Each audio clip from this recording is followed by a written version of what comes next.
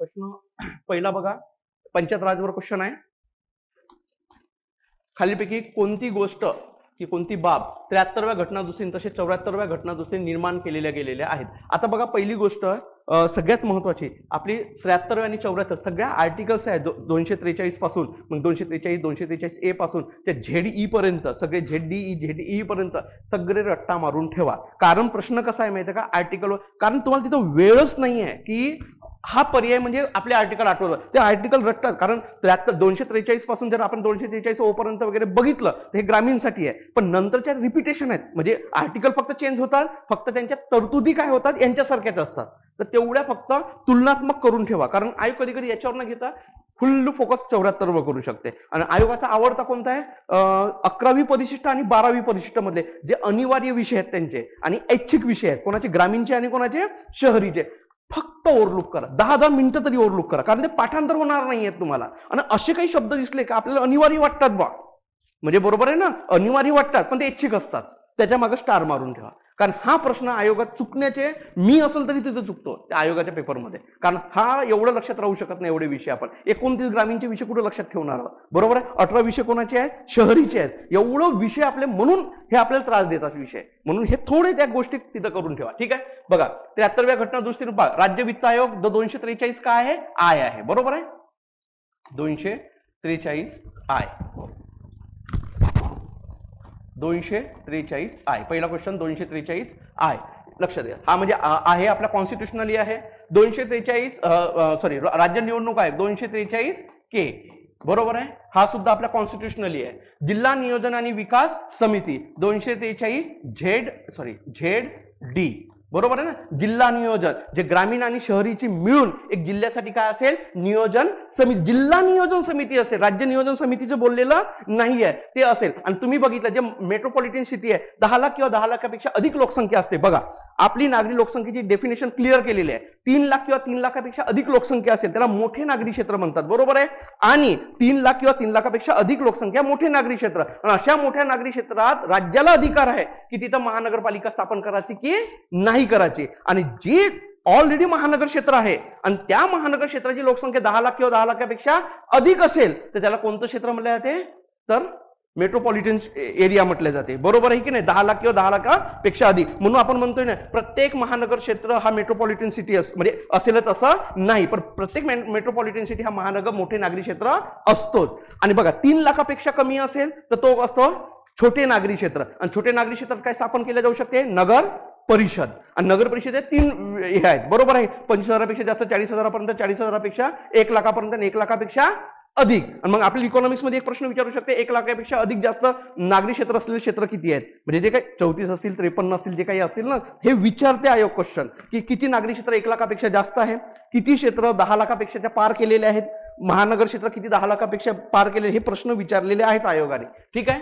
हा बघा, आणि 243 ZE नावाचं महानगर क्षेत्रासाठी महानगर नियोजन समिती असते. काय असते, महानगर नियोजन समिती, लक्षात घ्या. आणि हे महानगर नियोजन समिती म्हणजे फक्त कुठं, ज्याची लोकसंख्या किती लाखापेक्षा जास्त आहे, 10 लाख किंवा 10 लाखापेक्षा जास्त, अशा क्षेत्रासाठी महानगर नियोजन समिती असते. आणि राज्य नियोजन आयोगाचा घटनेत किंवा कायदेशीर कुठेही तरतूद केलेली नाही आहे, कायदेशीर सुद्धा म्हणतोय, तरतूद केलेली नाही आहे. मग अ, ब, क जो पर्याय असेल तो आपला काय आहे, बरोबर आहे. चला नंतर क्वेश्चन नंबर 2, पुढील विधाने विचारात घ्या, अयोग्य विधान निवडा.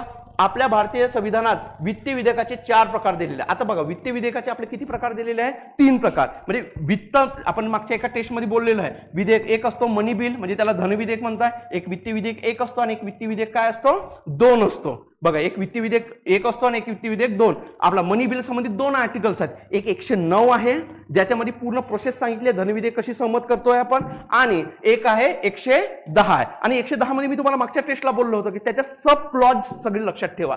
सब क्लॉज म्हणजे काय, क्लॉज 1, क्लॉज 2, क्लॉज 3 आणि क्लॉज 4. क्लॉज 1 मध्ये व्याख्या दिली आहे, धनविधेयक म्हणजे काय. कधी कधी आयोग काय करतो, आता फेस इकडे छोट्या छोट्या गोष्टी करायला होत आहे. मग ए मध्ये काय दिलेलं आहे, डेफिनेशन दिली आहे की वित्त म्हणजे धनविधेयक नक्की कोणाला मिळायचा. 2 मध्ये दिला अपवाद दिलेला आहे, अपवाद म्हणजे पेमेंट असेल, देणगी असेल या संबंधित कोणतेही विधेयक असेल तर धनविधेयक असत नाही, किंवा स्थानिक स्वराज्य संस्थेशी संबंधित कोणताही विधेयक असेल पैशाच्या संबंधित तो सुद्धा मनी बिल असत नाही, हे अपवादामध्ये सांगितले आहे. आणि 3 मध्ये ऑथेंटिक संबंधित म्हणजे एखादी प्रश्न निर्माण झालाय तो धनविधेयक आहे की नाही आहे याचा अंतिम निर्णय कोण देईल, लोकसभेचे स्पीकर देतील, हे 3 मध्ये सांगितलं क्लॉज मध्ये. आणि 4 मध्ये काय सांगितलेलं आहे की तुम्हाला माहित आहे कोणताही मनी बिल हा पहिल्यांदा कुठं मांडता येतो, लोकसभेतच मांडता येतो. याच्यावर एक सिरीज घेतो, काळजी करू नका तुम्हाला. मग हे कोणताही विधेयक हा फक्त लोकसभेत, धनविधेयक लोकसभेतच मांडता येतो, पण लोकसभेत मांडण्याच्या आधी पहिल्यांदा पूर्व संमती कोणाची घ्यावी लागते, राष्ट्रपतीची. कारण तो काय असतो, मनी बिल असतो. आणि तो मनी बिल आहे हे तेव्हाच कळेल ना जेव्हा लोकसभेच्या स्पीकर त्याला काय करते, ऑथेंटिक करते. हा काय आहे, मनी बिल आहे. जेव्हा ऑथेंटिक करते तेव्हाच तो कोणासमोर मांडता येतो, राष्ट्रपतीसमोर. आणि हे ऑथेंटिनेशन कुठे दिलेलं आहे, ऑथेंटिक करायचं कुठे दिलं आहे, 4 मध्ये दिलेलं आहे. हे एवढं लक्षात ठेवा, सगळ्यात महत्वाचा. आणि मनी बिलशी संबंधित वित्त विधेयक 1 शी संबंधित 117(1) आणि 117(3) अशा डेफिनेशन याच्यामध्ये दिलेल्या आहेत. कोणाला म्हणायचा बघा, हे तिन्ही वित्ताशी संबंधित आहे, तिन्ही वित्ताशी संबंधित आहे. फक्त एवढं लक्षात ठेवा, मनी बिल कसा ओळखायचा, काही याची जादू म्हणतात बघा. संचित निधी, जे आपली संचित निधीचं अकाउंट असतो गव्हर्नमेंटचा, त्याच्यामध्ये सगळं आलेला पैसा असतो, म्हणजे कराच्या रूपात असो किंवा सरकारला मिळालेल्या देणग्या असतील किंवा सरकारला मिळालेल्या पेमेंट्स असतील किंवा सरकारला कोणते आपण जे काही न्यायालयात वगैरे पैसे भरतो ते सगळे कुठं जमा होतात, संचित निधीत. आणि सरकारने घेतलेले कर्ज असतील कोणत्याही प्रकारचे, या सगळ्या किंवा सरकारला मिळालेला जो व्याजाच्या रूपात पैसा तो असेल किंवा कंपन्यांचा त्यांचा नफा असेल, हे सगळं संचित निधीत असतो. आणि तिथून जो पैसा खर्च करायचा असेल, म्हणजे पैसे टाकाचे जरी असतील आणि पैसे काढाचे जरी असतील विकास कामांसाठी, तरी तो काय असतो, मनी बिल. हे सगळं बरोबर आहे. पहिले ऑथेंटिक कोणी केलं पाहिजे, नाही ऑथेंटिक राष्ट्रपती नाही. मी मगाशी म्हणलं लोकसभेचे स्पीकर, त्यांनी एकदा म्हणलं हा धनविधेयक आहे तर आर्टिकल 110(3) क्लॉज नुसार काय कोणत्याही न्यायालयात काय देता येत नाही आव्हान, म्हणजे तो मनीच बिल असते. अरे हाही पैशाशी संबंधित आहे आणि हाही सुद्धा काय आहे, पैशाशी संबंधित आहे. परंतु याला ऑथेंटिक केलं जाते, याला ऑथेंटिक केलं का तो मनी बिल बनते. आणि इतर शी संबंधित आलं तर तो 1 असतो आणि उर्वरित राहिले तर 2 राहतो. आता बघा, हे झाले 3 प्रकार आहे. म्हणजे हा पर्याय चुकीचा आहे. बघा, एकत्रित निधीतून खर्चाविषयक विधेयक हे धन विधेयकाचं असेलच असं नाही. अरे एकत्रित निधीतून म्हणजे विकास कामासाठी जो पैसा खर्च केला जातो. अरे बा, रोड बांधायच्या नुसार रोड म्हणजे का रोडलाच लागेल का, नाही, ते शेती ॲक्विजिशनसाठी पैसे द्यावं लागेल, बरोबर आहे. राज्य सरकारला पैसे, लँड हा कोणाचा विषय आहे, राज्याचा विषय आहे. मग लँड ॲक्विजिशन करते, मग स्टेटला पैसे द्यावं लागेल का नाही, हा सगळा खर्च जो एकत्रित निधी असेल त्याविषयी असा विधेयक म्हणजे कशाशी संबंधित आहे, विकास कामाच्या पैसा. मग पैशाची असेल एक तर तो मनी बिल राहू शकते, वित्तीय विधेयक 1 बी राहू शकते किंवा वित्तीय विधेयक 2. पैसा आला तर तो 1 हा राहू शकते, 1 राहू शकते किंवा 2 राहू शकते. मग काय म्हणते, तो धन विधेयकच असेल असं नाहीये. म्हणजे तो मनी बिल बी असू शकते, वित्तीय विधेयक 1 बी असू शकते, वित्तीय विधेयक 2. मी तुम्हाला अजूनही सांगतो, पॉलिटी राज्यसेवा करायचे लॉजिक डेव्हलप करावं लागेल, सगळ्यात महत्वाचा लॉजिक. तुम्ही ह्याचं करत बसले ना अंडरलाईनचा कार्यक्रम, हा काहीच होणार नाही पाठांचा. तुम्ही जेवढं जमेल तेवढं डोळे बंद करून लॉजिक लावायचा, ठीक आहे. त्यामुळे हे स्टेटमेंट बरोबर आहे. एकत्रित निधीच्या खर्चाविषयी विधेयक हा धनविधेयकच असेल असं नाही. खर्च म्हणजेच काय आला, पैसा. कुठून पैसा खर्च करायचा आहे, संचित निधीतून. मग संचित निधीतून कोणताही पैसा काढायचा असेल तर तो धनविधेयक असतो की नसतो, असतो. जर त्याला ऑथेंटिक केलंच नाही तर एक तर तो 1 असेल नाही तर 2 असेल. म्हणून काय असते, 3 पैकी कोणताही 1 असू शकते, म्हणजे बरोबर आहे. द्रव्य शक्ती, द्रव्य शक्ती काय नाही, पैशाची पॉवर. पैसा काढण्याची पॉवर कोण आहे, सरकार. सरकारला पॉवर कोण देते, संसद. म्हणजे मेन पॉवर कोणाकडे आहे, संसद. आणि संसदेला हे पॉवर करायचे असेल म्हणजे ते विधेयकाच्या स्वरूपात येणार, बरोबर आहे. आणि तो विधेयक एक तर कोणता असेल, मनी बिल असेल, वित्तीय विधेयक 1 असेल किंवा 2 असेल. तो धन विधेयकच असेल असं नाही, बरोबर आहे. ओके, म्हणजे पर्याय का बरोबर आहे आपला. अयोग्य कोणता विचारलाय, अयोग्य. हा म्हणजे फक्त आपले उत्तर काय आहे, येच. अयोग्य आहे ना, बरोबर आहे. हा, चला नंतर योग्य कथन ओळखा. माझ्याच तोच आहे का, हा चला. महापौर, हा याच योग्य महापौराचा आहे. योग्य कथन ओळखा. महापौर उपमहापौर यांच्या पदाचा कालावधी 2.5 वर्षाचा असतो, 2.5 वर्षाचा असतो, बरोबर आहे. आता बघा, आपल्या इथं 2, एक मेन कायदा म्हणजे जुना 1888 ला जे BMCचा ऍक्ट आहे, बृहन्मुंबई महानगरपालिका अधिनियम 1888 चा बृहन्मुंबई महानगरपालिका अधिनियम 1888 चा या कायदा. आणि एक कायदा आहे जो सगळ्या महानगरपालिकाला लागू होतो. पहिले मुंबई नाव होता, आता त्याचा आहे महाराष्ट्र महानगरपालिका अधिनियम 1949. हे 2 कायदे. या दोन्ही या महानगरपालिका अधिनियम महाराष्ट्र 1949 च्या कायद्याच्या सेक्शन 19 मध्ये, कलम 19 मध्ये महापौराशी संबंधित आणि उपमहापौराशी संबंधित काय आहे तरतूद आहे. महापौर आणि उपमहापौराची तरतूद 19 मध्ये दिलेली आहे. आणि बीएमसीचा जो ऍक्ट आहे तो 36 मध्ये सेक्शन 36 मध्ये दिलेला आहे त्यांनी की प्रत्येक महानगरपालिकेला एक काय असेल महापौर आणि एक काय असेल उपमहापौर. आता बघा एवढं डिटेल जाणार नाही राज्यसभेत जाण्याचे चान्सेस आहे. महानगरपालिका किती आहेत, कोणत्या वर्षी स्थापन झाल्या, उलटा क्रम चढता क्रम. आता इचलकरंजी आपली 28वी महानगरपालिका काय झाली स्थापन झाली, कोणत्या वर्गात तिचा समावेश करण्यात आला. आपल्या इथं बघा महानगरपालिकेचे हे खूप मेन्शन लक्षात ठेवा. आपल्या इथं A+1 दर्जा आहे, A दर्जा आहे, B दर्जा आहे, C दर्जा आहे आणि D दर्जा. A+ दर्जा एकाच महानगरपालिका आहे, ते बृहन्मुंबई महानगरपालिका एकच. A+ ला 2च आहे, पुणे आणि नागपूर हे 2च महानगरपालिका आहे. आणि B ला 3 आहेत. 3 म्हणजे कोणती, पिंपरी चिंचवड महानगरपालिका, ठाणे महानगरपालिका आणि नाशिक महानगरपालिका. 1982 ला स्थापन झालेले आहेत तिन्ही, तर लक्षात घ्या 3 आहेत. आणि C औरंगाबाद वगैरे सगळ्या ज्या C दर्जाचे त्या आहेत आणि बाकीचे D. इचलकरंजीचा समावेश कोणत्या महानगरपालिकेमध्ये करण्यात आलेल्या गटामध्ये D मध्ये करण्यात आला. आणि कोणत्या वर्षी लक्षात ठेवा, वर्षानुसार सुद्धा स्थापना एक वर्ष विचारलेला होता क्वेश्चन, तर ते थोडा एक तेवढं फक्त ओव्हरलुक केलं तरी तुम्हाला येऊन जाईल. ठीक आहे, त्यामुळे ही स्टेटमेंट बरोबर आहे. महापौर हा महानगरपालिकेचा राजकीय व कार्यकारी प्रमुख असतो. बरोबर आहे, तोच कार्यकारी एक्झिक्युटिव्ह प्रमुख तोच असतो ना, प्रमुख तोच असतो ना. ठीक आहे, बरोबर आहे, राजकीय व कार्यकारी प्रमुख. चला दोन्हीही बरोबर आहे, अ आणि ब दोन्ही बरोबर. चला नंतर पुढील विधाने विचारात घ्या. मुंबई लोकसेवा आयोग म्हणजे पहिल्यांदा जो होता, मुंबईच्या आधी त्याच्या बॉम्बे पब्लिक सर्व्हिस कमिशन असं नाव होतं त्याचं, बॉम्बे. ठीक आहे, पूर्वी मुंबई गुजरात राज्यांसाठी होता. बरोबर आहे, मुंबई आणि गुजरात राज्यांसाठी होता. म्हणजे आपला जो महाराष्ट्र तयार होण्याच्या आधी राज्य लोकसेवा आयोगाची तरतूद घटनेच्या अनुच्छेद 315 मध्ये करण्यात आलेली आहे. बरोबर आहे, बघा दोन्ही कोणत्या, एक आहे UPSCची तरतूद आणि एक आहे स्टेट पब्लिक सर्व्हिस कमिशनचे. दोन्हीची आर्टिकल्स किती आहे, 316 आहे, 315 आहे. आणि 316 मध्ये रचना दिली आहे, पात्रता दिलेली आहे, सेवा सरती दिलेली आहे, हे सगळे 316 मध्ये दिलेले आहेत. बरोबर आहे.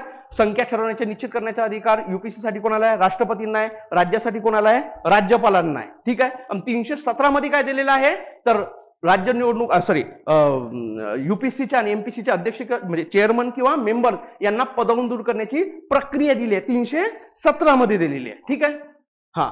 आणि चला हे बरोबर आहे, हा पण बरोबर आहे.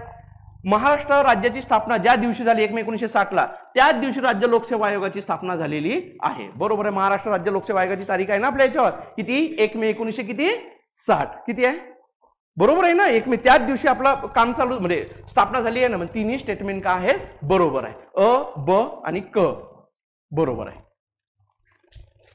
चला नंतर एक अजून पंचायत राजशी इनडायरेक्ट संबंधित प्रश्न होता, जो गावांशी संबंधित की ग्रामीण विकासाशी संबंधित जे काही जोड्या लावा त्याच्याशी संबंधित प्रश्न होता. बघा सर हॅमिल्टन प्रकल्प जो आहे हा आहे इथला सुंदरबन क्षेत्रामध्ये करण्यात आला होता 1909 ला, 1903 ला. 1903 ला हॅमिल्टन प्रकल्प हा बंगालला सुंदरबन क्षेत्रामध्ये, सुंदरबन वन क्षेत्रात हा प्रकल्प सुरू करण्यात आला. सुंदरबन जो पश्चिम बंगाल मधला आजचा क्षेत्र आहे त्या क्षेत्रामध्ये हे सुरू करण्यात आलेला होता. बरोबर आहे. आणि याच्यामध्ये होता आदर्श खेडी निर्माण करणे, आदर्श खेडी निर्माण करणे. आणि केलं कोणी तर हे सहकारी तत्वावर निर्माण झालेलं आहे, सहकारी तत्वावर. ठीक आहे, सहकारी तत्वावर.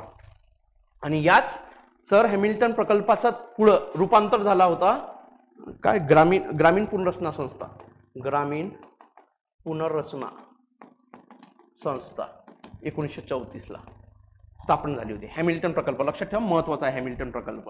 म्हणजे आपल्या इथं जे गावाशी विकासाशी संबंधित होता, जसं यांनी कामं केलं ब्रिटिशांनी, तसंच प्रकारचे प्रायव्हेट सेक्टरमध्ये ज्या संस्था त्यांनी सुद्धा काम केलेलं होतं. नंतर बघा मायठाण प्रकल्प त्यावेळेचा मद्रास प्रांतामध्ये होता, त्यावेळेचा मद्रास प्रांत 1928 ला झाला होता स्थापन. आणि म्हणजे आजचा आपण जर डोळ्या लावायचं म्हणलं तर तामिळनाडू बरोबर आहे.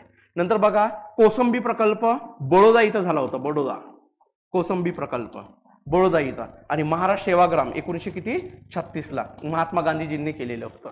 ठीक आहे, हा लक्षात ठेवा. मद्रास प्रकल्प मायथंडा स्पेन्सर हॅचनं केलं होतं, स्पेन्सर हॅच. आणि तुम्हाला माहिती आहे नंतर हॅच कमिशन सुद्धा स्थापन केलेली होती, तोच व्यक्ती होता हा हॅच.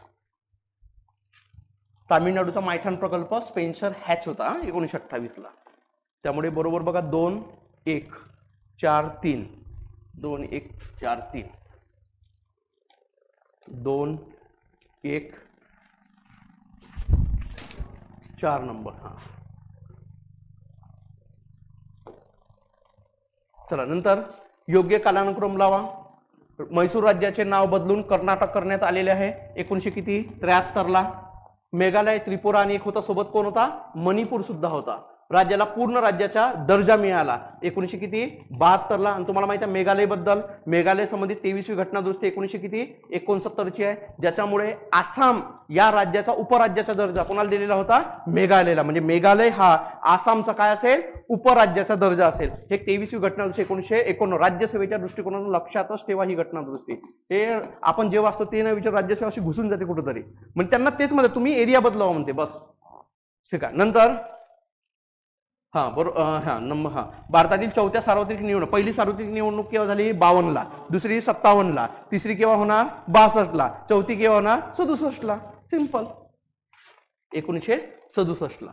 आणि हरियाणा राज्याची स्थापना 1966 ला. हरियाणा, पंजाब आणि काय? चंदीगड. Very good. हे मिळून एकूण मग बघा पहिला नंबर, दुसरा, तिसरा आणि चौथा. ड क ब अ 3 नंबर. चला नंतर क्वेश्चन नंबर 7. पुढीलपैकी कोणत्या लेखकाने principle of social and political theory 1951 ला प्रकाशित झाली होती पुस्तक?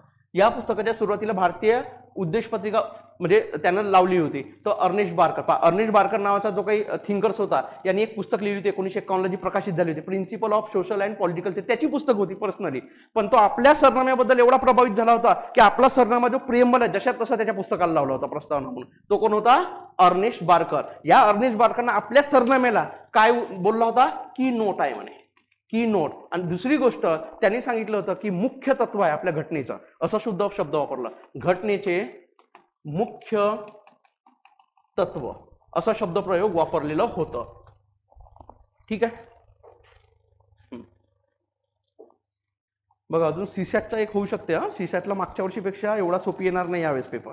होऊ शकते, झटका देऊ शकते आयोग. हे एक घटना मोठी घडू शकते आणि मला तेच घटना वाटत आहे. मागच्या वर्षी वाटलं होतं पण ते मागच्या वर्षी शेवटचा पेपर आहे म्हणून त्यांनी म्हणून काही केलं नव्हतं. पण पेपर 2 वर्ष एक्सटेंड झाला. तो राग काढ झाला होता आयोगाचा यावर्षी 100%. म्हणून थोडा सीसॅटवर दुर्लक्ष करूच नका. मिनिमम टेस्ट तरी व्यवस्थित द्या, डेली टेस्ट व्यवस्थित द्या फक्त.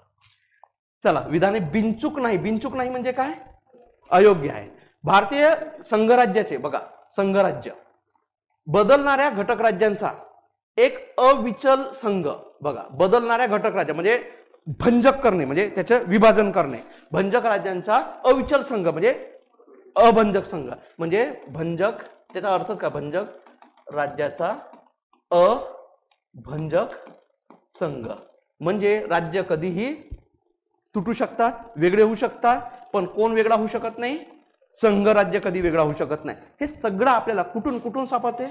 अनुच्छेद 3 मध्ये. आर्टिकल 3 काय सांगते? भारताच्या भूक्षेत्रातल्या कोणत्याही भूक्षेत्रातल्या नवीन भूक्षेत्रामध्ये एखादी नवीन राज्य निर्माण केलं जाऊ शकते. असलेल्या राज्यामधून दुसरं राज्य निर्माण केलं जाऊ शकते. असलेल्या राज्याची सीमा कमी केली जाऊ शकते. असलेल्या राज्याची सीमा वाढवल्या जाऊ शकते.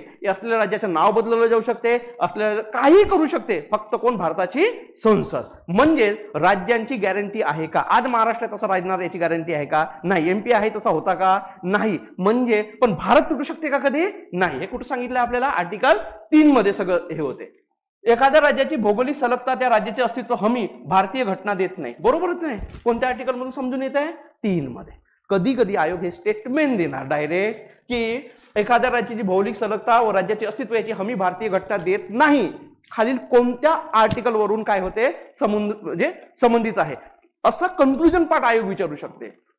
तर हे आर्टिकल 3 शी संबंधित आहे. म्हणजे दोन्हीही काय आहेत? बरोबर आहे. म्हणजे आपल्याला काय पाहिजे? बिनचूक. कोणतेच नाही बिनचूक. म्हणजे उत्तर काय येणार? दोन्ही. चला एक इथं थोडी मिस्टेक होती. स्थगिती पाहिजे होती. स्थगिती पण इंग्लिश शब्द होता. ॲडजर्नमेंट. सभागृहाची बैठक. बघा सभागृह आपलं 11 वाजता चालू होते. पार्लमेंटची बैठक जी होते ती 11 वाजता चालू होते. तुम्हाला वाटतं पहिला कोणता आहे 0 ओव्हर. हे सगळे ओव्हर लक्षात ठेवा हे करताना, सगळे 0 ओव्हर तुमचा क्वेश्चन, सॉरी पहिला असतो क्वेश्चन ओव्हर, 0 ओव्हर, जेवढे काही आहेत ते सगळे त्याच्यावर आता क्वेश्चन ते येणारच आहेत तुम्हाला पुढं, ते थोडे व्यवस्थित लक्षात ठेवा. बघा पहिला ऍडजर्नमेंट. ऍडजर्नमेंट म्हणजे काय, कोणत्याही म्हणजे जर सभागृहामध्ये बैठकीमध्ये कोणताही डिस्टर्बन्स निर्माण झाला किंवा कोणत्याही कृतीमुळे डिस्टर्बन्स होण्याची परिस्थिती असेल तर जो आपला प्रेसिडिंग ऑफिसर असतो, एक तर प्रेसिडिंग ऑफिसर स्वतः कोण असते, लोकसभेचे चेअरमन किंवा राज्यसभे लोकसभेचे स्पीकर किंवा राज्यसभेचे चेअरमन स्वतः असू शकते. त्यांच्या अनुपस्थित कोण राहू शकता, वाईस इकडे डेप्युटी, बरोबर आहे की नाही. आणि नाहीतर मग ते 10 किंवा 7 जणांची जी काही असते ती बॉडी असते त्याच्यापैकी कोणीतरी आहे काय करू शकते, काही कालावधीसाठी 1 तास, अर्धा तास, 15 मिनिटं, 5 मिनिटं, अर्ध्या दिवसाची सुट्टी, अशा प्रकारची सुट्टी दिली जाते, त्याला काय म्हटलं जाते, ऍडजर्नमेंट. म्हणजे सभागृहाचा कोण देतो, प्रेसिडिंग ऑफिसर. अजून एक कन्सेप्ट असते ऍडजर्नमेंट डाय नावाची एक कन्सेप्ट असते, बरोबर आहे. हा यस, अनिश्चित काळासाठी काय करणे, सुट्टी देणे. तिथं मेन्शनच नसते एक दिवस देणार आहे, 2 दिवस देणार आहे, 3 दिवस, काही देत नाही. हे सुद्धा कोण देते, सभागृहाचा प्रेसिडिंग ऑफिसर. ठीक आहे. आणि एक कन्सेप्ट असते प्रोरोगेशन, म्हणजेच काय, अधिवेशनाची काय समाप्ती. आणि अधिवेशनाची समाप्ती नेहमी अधिवेशन बोलवण्याचं काम आणि समाप्त करण्याचं काम फक्त भारताचे कोण देतात, प्रेसिडेंट. कोण देतात, प्रेसिडेंट. एवढं लक्षात ठेवा. चला, स्थगिती ऍडजर्नमेंट, सभागृहाची बैठक संपुष्टात आणते, अधिवेशन नाही. म्हणजे बरोबर आहे, फक्त बैठक काय येते, संपुष्टात येते, अधिवेशन संपुष्टात येत नाही, बरोबर आहे स्टेटमेंट. प्रोरोगेशन मात्र केवळ बैठकच नाही तर सभागृहाचे अधिवेशन सुद्धा संपुष्टात आणते, बरोबर आहे. स्थगितीचा अधिकार राष्ट्रपतींना असतो, म्हणजे ऍडजर्नमेंटचा अधिकार राष्ट्रपतींना असतो का, नाही, प्रेसिडिंग ऑफिसरला असतो. आणि प्रोरोगेशनचा अधिकार त्या सभागृहाच्या प्रेसिडिंग ऑफिसरला असतो, नाही तर कोणाला असतो, प्रेसिडेंटला असतो. त्यामुळे ही स्टेटमेंट काय होते, चुकीची. अ आणि ब जो बरोबर असेल तो. चला, नंतर स्टेटमेंट हे होतं. आपण मागच्या 2-3 वर्षात ज्यांनी टेस्ट दिले 2019, 20, 21 ला, त्यावेळेस मी खूप टाकायचे असे क्वेश्चन, जास्तीत जास्त जेवढ्या स्टेटमेंट दिसत होते ते. आता आयोग ते विचारणं सुरू करणार आहे.